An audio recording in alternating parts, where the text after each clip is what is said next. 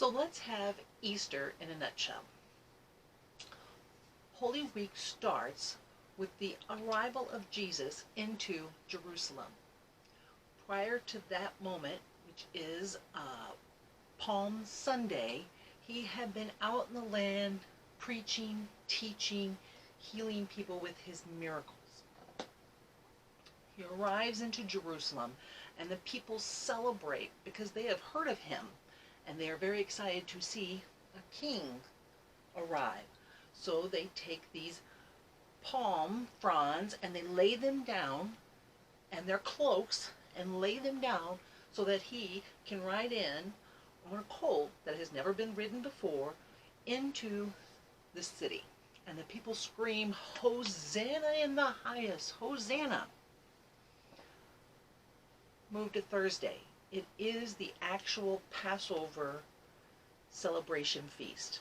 He is with his disciples in the upper chamber observing the celebration. This is called Maundy Thursday. He washes his disciples' feet. Judas betrays him that night by telling the Jewish leaders where they can find him. And he does this for money. Really, not a lot of money either. But during that dinner, Jesus establishes communion, or the Lord's Supper. He takes the bread, he breaks it, thanks God, breaks it, gives it to share, and claims that that is his body. When they're done eating, he takes the cup, he thanks God for it, he shares it with his followers, and he claims that is my blood that he is going to give up for the forgiveness of sins.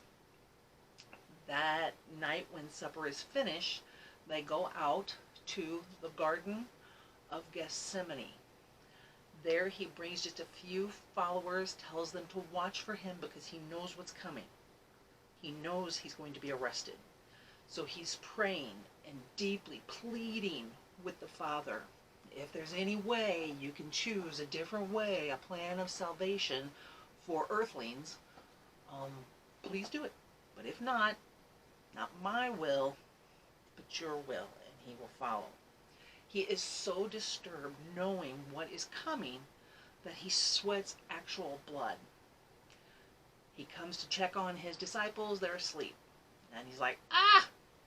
He checks several more times, and finally he says, get up, it's time. The religious leaders, Sanhedrin, Pharisees with the Roman army, I don't know if they're all there, but he is arrested. He's they beat him up, they mock him, they put a crown of thorns on him, a purple robe on him, they rip it off, and they whip him horrifically. Pontius Pilate agrees with the Sanhedrin that fine, he will send him to his death and instead free Barabbas, which was a criminal, some type of rebellious person. And so he releases Barabbas and sends and condemns Jesus to death.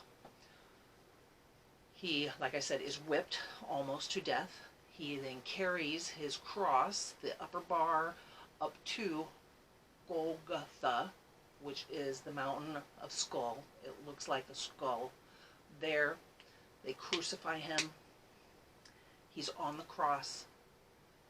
He chooses a disciple to take care of his mother. He forgives those that are sinning against him because they don't know what they're doing. He watches as they cast lots to gamble for his clothing. There's lots of prophecies from before that are fulfilled in this moment. Jesus cries out, "Why, God, have you forsaken me?" He breathes his last and he dies. The earth trembles. It had already gone dark before he had died. It trembles, the temple curtain is torn, and he is taken down and buried. He is actually stabbed in his side to see if he is dead, and he is. And they take him into the tomb, they close a rock and guard it, and sure enough, 3 days later, he's alive. The lady followers discover this. They run back, tell the disciples. They don't believe it. They run. They see that he is gone. Eventually, they all get to meet the resurrected Jesus, who then ascends into heaven after he's been on the earth for 40 days.